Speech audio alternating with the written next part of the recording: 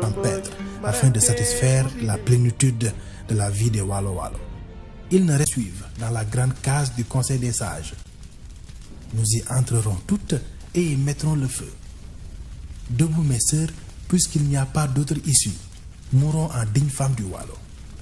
Mais avant cela, la Linguère Fatim Yamar avait pris soin d'évacuer ses filles Ndjembet et Ndataya Mbodj pour préserver la lignée royale avant de s'immoler par le feu.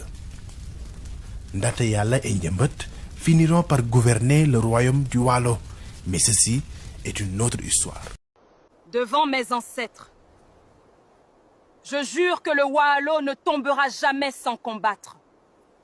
Linguère Ndataya, ils avancent. Nous sommes encerclés. Alors qu'ils viennent. Le Walo ne cède pas. C'est gravé dans l'histoire.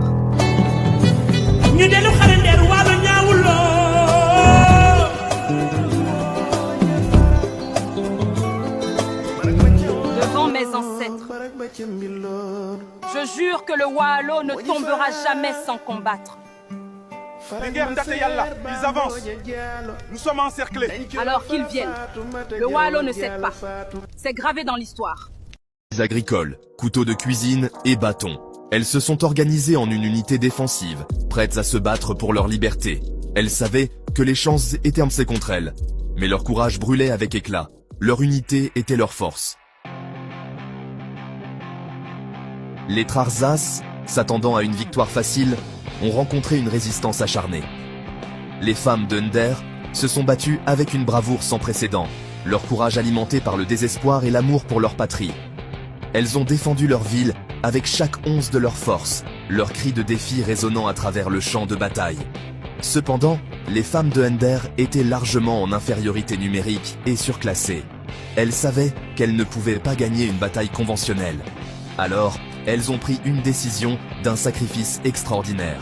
Elles ont choisi la mort plutôt que l'esclavage, un témoignage de leur engagement indéfectible envers la liberté. Menées par Linguère Fatim Yamar, Kouri Yaye, les femmes de Nder ont formé une procession. Elles ont marché vers une grande hutte, chantant des chants de liberté et de défi. Elles ont mis le feu à la hutte, embrassant une mort ardente qui graverait à jamais leur héroïsme dans les annales de l'histoire. Le sacrifice des femmes de Nder, connu sous le nom de Talata Nder, est commémoré avec respect et admiration. Chaque année, le peuple sénégalais commémore leur bravoure. C'est une célébration de leur résilience, de leur esprit inébranlable et de leur refus d'accepter l'oppression. Leur histoire, transmise de génération en génération, continue d'inspirer,